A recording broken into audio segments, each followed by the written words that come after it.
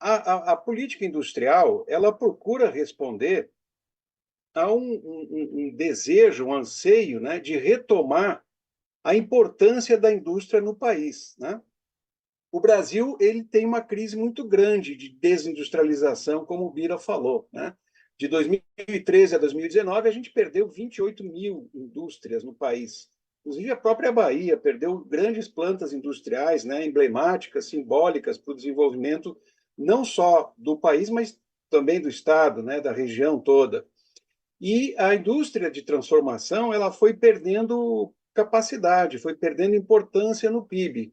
Né? Ela já foi responsável por uma grande fatia, né? Quase 30% do produto interno bruto nos anos 80 e hoje responde por 11%, com uma tendência de queda. Apesar disso, ela é responsável por 24% da receita tributária. Então, aí tem uma distorção que precisa ser corrigida pela reforma tributária.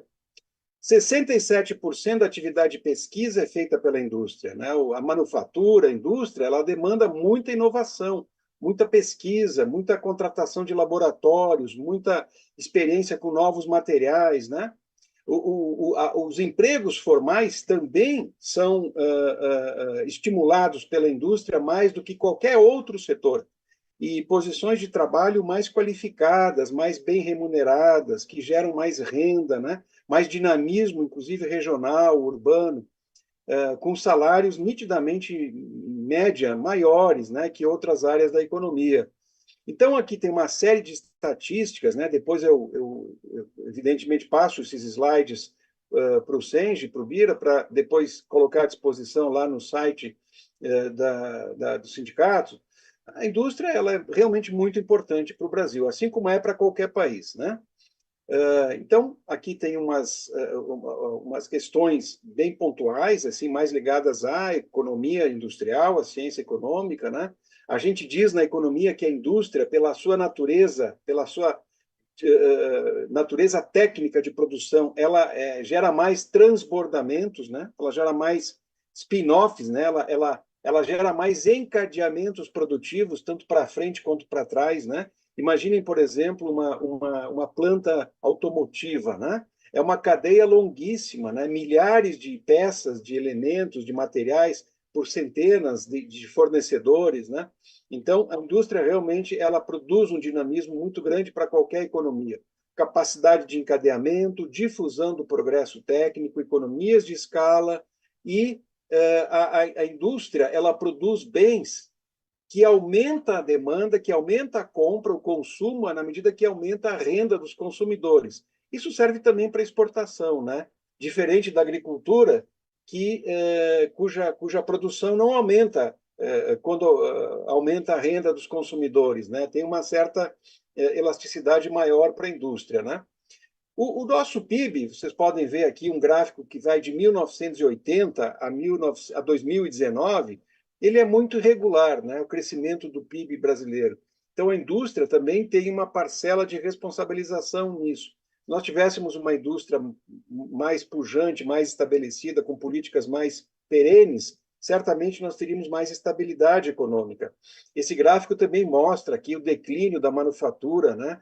Que já chegou a representar aí nos anos 70, 76, 78, né, 19, 20% do PIB e hoje, né, baixou para um percentual pequeno. Evidentemente que isso também está associado à diminuição dos gastos governamentais em pesquisa e desenvolvimento, né? Essa faixa aqui, em vermelho pontilhado, né, que cai vertiginosamente nos últimos anos, é exatamente os orçamentos do Ministério de Ciência, Tecnologia e Inovação, né? Comparando com os outros países, que são as outras linhas coloridas, que sobem muito no mesmo período, né? A revolução tecnológica que a gente passa hoje, ela exige grandes investimentos. Aqui, para ilustrar também, grandes instituições brasileiras, Embrapa, CAPES, CNPq, Fiocruz, né, que pesquisa na área de medicamentos, sempre com orçamentos muito pequenos para os desafios apresentados. O próprio Fundo Nacional de Ciência e Tecnologia, que é o maior fundo para inovação público, gerenciado pela FINEP, ele caiu muito. Vejam aqui na ponta direita do gráfico, 2016, 18 até 2020, né?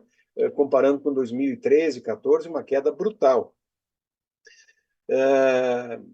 O financiamento federal da pesquisa no Brasil, ele é muito diferente de outros países. Então, aqui a gente vê em verde o Brasil e vermelho os Estados Unidos, né? Então, vocês vejam, os valores estão em bilhões de dólares, né? Em 2021, 173 bilhões de dólares para pesquisa nos Estados Unidos, no Brasil, 6. Isso aqui é só para a gente comparar o tamanho da competição internacional e a necessidade que a gente tem de não fazer com que esse gap aumente cada vez mais, né? Vou passando aqui rapidamente, porque são gráficos que ilustram o mesmo problema da defasagem de investimento, da defasagem, as exportações brasileiras, por consequência, né?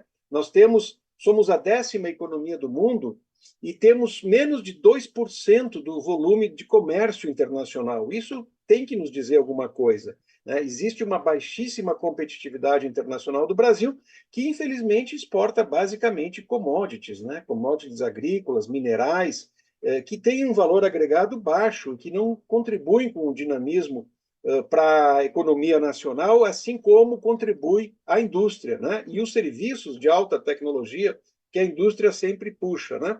Então, o valor da nossa indústria de transformação em termos de na pauta de exportação está caindo, né? E a agropecuária, indústria extrativa está cada vez maior. E a intensidade tecnológica também, né? Vocês vejam que esse gráfico aqui, essa linha mais escura, é de alta média densidade tecnológica, chegou a 30% lá em 2001, há mais de 20 anos atrás, hoje está por volta de 12, 13%, né, das exportações. Então, a gente diz que há uma primarização da pauta exportadora, né? Vejam esse gráfico aqui, esse infográfico, essa ilustração. Aqui a gente colocou, quer dizer, gente não, né? A revista Poder 360, o blog, o produto de maior exportação de cada estado em 2023. Então, assim, a maioria dos estados, né, inclusive São Paulo, que é o estado mais industrial, não tem a indústria como seu maior exportação, né? Sua maior exportação tem produtos commodities, né? E a soja realmente tornando o Brasil um país quase que de monocultura, né? Na Bahia tem combustíveis, né? Muito em virtude da grande dinamismo da área extrativa de petróleo, né? Que tem o estado, mas na maioria dos outros estados a situação não é tão boa. E a gente vê o mundo avançando na indústria, né? A política industrial ela vem sendo retomada na maior parte do mundo, muito em função da crise na pandemia. Os países desenvolvidos se deram conta que não podem depender de produtos industrializados de outros países, porque isso coloca em xeque e ameaça a sua segurança interna, segurança alimentar, segurança sanitária, né? Geração de empregos, etc. Então, há um movimento que os economistas chamam de reshoring, né? Quer dizer, atrair de volta as indústrias que saíram. E os americanos, de fato, estão colocando trilhões de dólares, né, para trazer novas fábricas para os Estados Unidos. O próprio sistema ONU, né, aqui é da UNCTAD, né, que é o órgão da ONU que trabalha com os temas de comércio e desenvolvimento, em 2018 já detectava a volta da política industrial que muitos anos foi praticamente difamada, né, aniquilada pelo discurso ultraliberal, dizendo que o Estado não deve intervir na indústria, não deve intervir na economia, que o livre jogo de mercado resolve. Bom, o livre jogo de mercado destruiu a indústria de muitos países, aniquilou com muitos empregos, né? Então, é isso que aconteceu. O próprio FMI, vejam só, o FMI, Fundo Monetário Internacional, publicou agora em janeiro de 2024, mês passado, um laboratório, um observatório internacional, reconhecendo que tem mais de 2.000 iniciativas no mundo em favor da política industrial, né? Como um grande eixo de retomada da competitividade. A União Europeia, a OCDE, que é aquele clube dos países mais ricos do mundo, que também sempre teve uma orientação liberal, está, né, orientando os países a retomarem políticas industriais orientadas à missão, centradas em tecnologia, baseadas no desenvolvimento regional, baseados nos instrumentos de demanda, inclusive das compras públicas, né, usar o poder que o Estado tem de comprar para estimular empresas inovadoras, pequenas e médias empresas, gerar emprego no país, né? E a indústria precisa também uma política que seja um esforço estratégico, né? Que não pare só num ciclo governamental. É uma política que a gente precisa ter persistência, porque ela é complexa, né? Afinal de contas, o governo ele não faz política industrial mais hoje construindo estatais, ainda que talvez em alguns setores sejam necessárias, mas ele faz criando incentivos para que o setor privado invista no país, gere emprego, renda, invista em inovação, em tecnologia. Então, tem um grande processo de negociação, de concertação.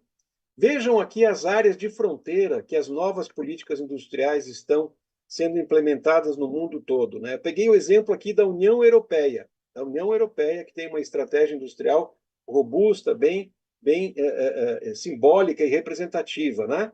Então, a transição energética é um elemento central, a sustentabilidade, a descarbonização. O mundo todo está precisando caminhar para isso e a indústria tem condições de ajudar muito na criação de novo modelo de negócios. A indústria 4.0, né, internet das coisas, 5G, inteligência artificial, automação, robotização, né, a data economy, economia baseada em dados, temas urbanos que a indústria pode ajudar na mobilidade urbana, na melhoria da qualidade de vida, a saúde, o mundo está cada vez mais velho e a expectativa de vida aumenta cada vez mais, isso cria uma demanda de novos equipamentos, novos serviços, né, que vão vindo da indústria. Bioeconomia está ligada à sustentabilidade. O Brasil tem grandes vantagens comparativas pela sua fauna e flora extremamente diversificada.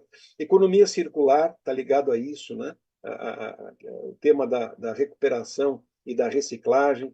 Indústria criativa, aeroespacial, enfim. O Brasil ele tem muitas vantagens, né? Nós somos o 13º maior produtor de conhecimento científico do mundo, né? Só nesse período de 2015 a 2020 foram 372 mil trabalhos científicos publicados por brasileiros em revistas classificadas de qualidade no mundo inteiro, né? 3% da produção científica mundial, 80 mil artigos científicos só em 2019, mais milhares de grupos de pesquisa, né, no CNPq, que é um grande instituto de formação e estímulo à qualificação de pesquisadores no Brasil. Enfim, nós formamos 20 mil doutores por ano. Não é pouca coisa, né? Não são todos os países que formam tantos doutores, né? A questão é saber onde eles estão, né? Eles devem ir para o setor produtivo, para as empresas. E nós temos uma rede de laboratórios nesse mapa aqui, ligados ao MCTI, muito importantes. Estou mostrando isso porque a gente tem que ver os dois lados da moeda. Né? Se nós temos muitos problemas, muitos desafios, uma desindustrialização, nós também temos muito potencial pelo tamanho do nosso mercado, pela nossa infraestrutura, pelo parque industrial que sobrevive e ainda resiste, e algumas de classe mundial na área de petróleo, de fabricação de aviões, de motores elétricos, né? de processamento de matérias, enfim. Nós temos esse evento aqui que eu sempre reputo como um grande símbolo, né? Um grande acelerador de partículas, poucos países têm isso no mundo, né? Lá em Campinas, o Sirius, né? Que é ligado ao Centro Nacional de Pesquisa e Energia de Materiais. Né? Pouca gente se dá conta disso. Né? O Brasil tem ativos muito importantes, e com base neles que a gente vai se apoiar. Né? Nós estamos retomando uma tradição que vem lá do primeiro governo Lula, com a política industrial, tecnológica e de comércio exterior de 2004, depois a política de desenvolvimento produtivo de 2008, o Plano Brasil Maior de 2011. Né? O que a gente aprendeu com essas políticas? Né? Que a gente não pode repetir o passado. A tecnologia sempre anda, a inteligência artificial hoje está rompendo barreiras e criando novos modelos de negócio e novas empresas, né? Nós temos que ter um grande processo de coordenação dentro do governo, com os estados, com os municípios e com o setor privado, para construir uma política realmente legitimada e efetiva, e temos que ter bons processos de monitoramento, avaliação, para aprender sempre com os erros e melhorar num ciclo permanente de aperfeiçoamento. E essas foram as grandes lições que deram origem, então, à nova Indústria Brasil. Esse é o nome da nova política industrial que a gente quer forte, né, inovadora e sustentável. E ela é baseada em conselhos, né? O mundo inteiro tem colegiados tripartites que funcionam para construir essas políticas. No Brasil, nós construímos já em 2004 o Conselho Nacional de Desenvolvimento Industrial. Vocês vejam que ele teve um pico de reuniões muito grande de 2004 a 2007, um período de diminuição do seu ritmo, e agora temos uma retomada. Então, o Conselho Nacional de Desenvolvimento Industrial é o grande colegiado, a grande instância que processa a política industrial, que é a governança da política industrial. Ele é composto por metade de representações governamentais dos seus ministros, né, do governo federal. Aqui temos uma fotografia, inclusive, da primeira reunião, a 17ª reunião, que aconteceu já no ano passado, e 21 representantes da sociedade, do setor produtivo. Quais são os princípios da nova política industrial? E aqui já começa a inovação. Por quê? Vejam bem, inclusão socioeconômica, equidade de gênero, cor, etnia, promoção do trabalho decente, melhoria da renda, desenvolvimento produtivo, incremento da produtividade, redução das desigualdades, sustentabilidade, inserção internacional. Essa política industrial ela é muito mais ambiciosa, porque ela não trata só da indústria, ela quer contribuir com o bem-estar do país, das pessoas, né? Com o combate à desigualdade e com uma visão inclusiva. E os principais instrumentos que ela engaja, né, que ela mobiliza, são muito variados e abrangentes. Empréstimos, subvenções, créditos tributários, participação acionária, requisitos de conteúdo local. Então, empresas que geram conteúdo local vão ter mais facilidade nas compras governamentais, comércio exterior mais simplificado, margens de preferência, transferência de tecnologia, propriedade intelectual, regulação, encomendas tecnológicas, compras do governo, quer dizer, uma série de instrumentos que estão organizados nesse diagrama, né, através de metas e missões, né? Que missões são essas? Nós temos 6 missões. Então, a política industrial ela não está mais organizada por setores, ou por áreas, ou por nichos. Ela está organizada por grandes missões. Qual é a diferença? A missão ela coloca um desafio para a sociedade, não só para o governo, de superação de grandes problemas, de grandes desafios que atrapalham o desenvolvimento sustentável, socialmente justo do país. A primeira missão é segurança alimentar, né? Então, trabalha com cadeias agroindustriais. Então, aqui a gente traz a agricultura, e é inegável que o Brasil tem vantagens comparativas únicas no mundo, né? Na qualidade do seu solo, da sua característica climática, né? Da sua produtividade, né? Dos dezenas de anos da Embrapa apoiando, né? Empresa estatal apoiando o agronegócio. Então, precisamos ter segurança alimentar. A missão 2 trata do complexo industrial da saúde, né? Econômico industrial da saúde. Ainda mais depois da pandemia, né? Precisamos produzir no Brasil as nossas vacinas, ter a nossa autonomia. A missão 3 trabalha com a questão das cidades, né? Da qualidade de vida nas cidades. Então, temas muito importantes: saneamento, moradia, mobilidade, infraestrutura. A missão 4 trabalha com o tema da transformação digital. Não podia deixar de ficar fora, né? A transformação digital do governo, das empresas que passam a usar novas tecnologias é fundamental para a produtividade, né? A missão 5 é bioeconomia. Então, aqui a gente trabalha com temas da descarbonização, segurança energética, transição para novas fontes sustentáveis de energia. O Brasil já tem uma matriz 80%, 90% de energia limpa e sustentável. E, por fim, a missão 6, tecnologias de defesa, né? Um país com esse tamanho, né, com papel relevante no Atlântico Sul, com o pré-sal, um país que faz fronteira com muitos países, né? Não pode deixar de ter uma indústria de defesa, inclusive com tecnologias duais, né, que são aproveitadas também no mundo civil, pujante, fortalecida, né, renovada.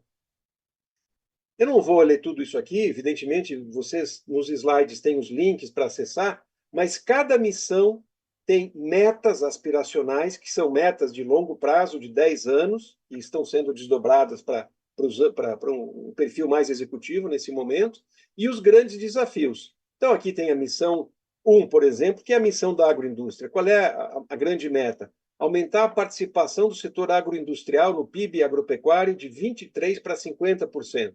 Então, dentro do agronegócio, tem uma parte que é da indústria, chamada agroindústria. A gente quer que essa fatia aumente. Isso significa agregar mais valor, gerar mais empregos, mais exportações com tecnologia, né, no setor do agronegócio. E outras metas também. Então, aqui nós temos as metas da missão 2. Vejam que interessante. Ampliar a participação do país de 42% para 70% das necessidades nacionais. De quê? Medicamento, vacina, equipamentos e dispositivos médicos, materiais e insumos para tecnologias de saúde. Isso significa ter autonomia, ter menos dependência do mundo. E assim por diante. Todas as missões têm as suas metas, os seus desafios, né? Que é interessante conhecer. No dia 22 de janeiro, nós apresentamos, né, numa reunião no Palácio do Planalto, eu falo nós porque a minha agência estava envolvida e é vinculada ao Ministério, que é o protagonista, né, é o líder dessa política, que é o MDIC, através da liderança do ministro vice-presidente Geraldo Alckmin. Nós apresentamos lá no Palácio do Planalto, num evento, o plano de ação, que está disponível nesse link, né? E esse plano de ação, então, traz lá um conjunto de dezenas de medidas de política industrial para vários setores. Aqui tem uma lista dos setores principais em cada missão. Né? Então, por exemplo, na missão 3 de infraestrutura, entra eletromobilidade, o carro elétrico, né? E aqui a gente tem o episódio da BYD, por exemplo, na Bahia, inaugurando uma nova fase de produção de eletromobilidade no Brasil. A cadeias produtivas de construção civil, das baterias, indústria metroferroviária e assim por diante. Eu, indo para a parte final já da apresentação, trouxe aqui o eixo do financiamento. Como é que nós vamos financiar essa política industrial? Né? Então, nós temos, por exemplo, em recursos reembolsáveis, né, aqueles recursos que são feitos por meio de empréstimos, de crédito, ainda que muitos deles com taxas de juro abaixo do mercado e bastante estimulantes, né? Nós temos 271 bilhões que vão ser concedidos pelo BNDES e pela FINEP. FINEP é a financiadora de estudos e projetos, ligada ao MCTI, né? Nessas modalidades. Então, os programas Indústria Mais Inovadora, Indústria Mais Verde, Indústria Mais Exportadora, aqui tem as condições de pagamento, né? As taxas de juros 7,8% a média, com tendência a cair. Por isso que é importante, né, nós lutarmos pela queda da taxa de juros no Brasil, porque isso estimula o investimento privado. Nós temos também recursos não reembolsáveis, né? São recursos que não precisam ser pagos de volta, ou seja, eles são direcionados basicamente à inovação. Claro que há uma série de critérios de desempenho, de fiscalização, de utilidade social dos projetos nessa área. Né? Tem uns 21 bilhões de reais para os próximos anos da FINEP e da Embrapi. Né? A Embrapi é a empresa brasileira de pesquisa e inovação industrial, que também é do governo federal, que estimula projetos de inovação. Aqui, então, tem os links para acessar. As empresas interessadas nisso têm todas as informações disponíveis nos sites dessas instituições importantes. E aí a gente vê como é importante o Brasil ainda ter, apesar da destruição institucional que nós assistimos nos últimos anos, ainda ter grandes instrumentos, né, para fazer essa política industrial ambiciosa. O BNDES, né, Banco Nacional de Desenvolvimento Econômico e Social. Poucos países no mundo têm bancos públicos de fomento com a qualificação e o recurso que o BNDES tem, a própria FINEP, né, a Embrapi e outras agências envolvidas. Né? Medidas que já acontecem na política industrial. Né? Então, nem tudo é planejamento, é um planejamento que se faz com muita coisa já sendo executada. Eu não vou ler uma por uma, mas existem vários programas de estímulo fiscal, de crédito, de inovação, de reconstrução das instituições da política industrial que estão em andamento. E finalizando, queria noticiar, divulgar um programa muito interessante, que é o Brasil Mais Produtivo, um programa que vai impactar 200 mil empresas, especialmente pequenas, médias e microempresas, né? Mais dessas, 93 mil, quase metade são empresas da indústria, o resto é na área de serviços e comércio, feito por um pool de entidades, né, que está aqui embaixo, Sebrae, Senai, Embrapi, Finep, BNDES, a BDI, com a liderança do Ministério da Indústria e Comércio. Esse programa é um programa de extensionismo industrial, né? Então, milhares de agentes promotores da inovação vão visitar as empresas, vão ajudar as empresas a fazer o planejamento de manufatura enxuta, de eficiência energética, de transformação digital, de melhores práticas de produtividade, né, de digitalização do negócio. Muitas vezes a empresa precisa de um site, precisa mudar o layout, precisa mudar o setup de uma máquina, uma configuração tecnológica diferente, às vezes precisa um novo canal de distribuição. Então, são pequenas mudanças que fazem muita diferença. Ele é feito em duas etapas. A primeira é o diagnóstico dessas empresas, né, a confecção, a elaboração de um plano de transformação digital, e a segunda etapa é o acompanhamento da implementação desse plano com a possibilidade de usar, de preparar projetos para que sejam financiados pela Finep e o BNDES. Então, esse programa é muito interessante, é um programa que já vem sendo executado desde 2016, 2018, e o QR Code aqui, basta colocar o celular, ele dá acesso ao site do programa, onde tem todas as informações. Enfim, esses são os links da política industrial, de informações do Ministério, do próprio CNDI, e eu agradeço, então, a atenção de vocês. Esse foi, desculpe tomar um tempo grande, né? Foi uma rápida passagem aí pelos temas da política industrial.